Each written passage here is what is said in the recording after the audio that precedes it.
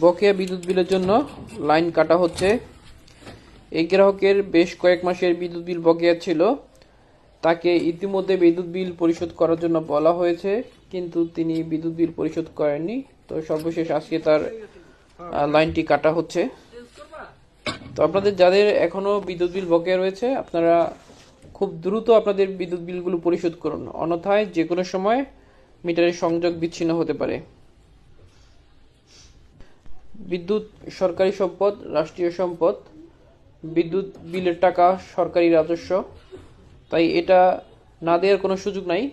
তাই যেহেতু এটা আপনি মেরে খেতে পারবেন না বা না দিয়েও রাখতে পারবেন না, তাহলে কেন আপনারা সংযোগটা বিচ্ছিন্ন করে অযথা আপনি অন্ধকারে থাকবেন বা অযথা আপনাকে জরিমানা করবেন? কারণ যখন বিদ্যুতের লাইনটা কাটা হয়, তখন নতুন করে আবার সংযোগ নিতে কিন্তু ডিসিআরসি ফি লাগে। সেক্ষেত্রে 828 টাকার মতো আরও এক্সট্রা অতিরিক্ত টাকা দিতে হয়।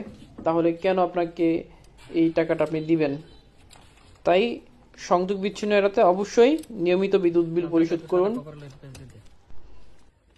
যদি আপনাদের বকেয়া বিদ্যুৎ বিলের জন্য লাইন কেটে দেয়, তাহলে সমস্ত বিদ্যুৎ বিল পরিশোধ করে বিদ্যুৎ বিলের কপি নিয়েও বিদ্যুৎ অফিসে গিয়ে পুনরায় সংযোগের জন্য আবেদন করুন।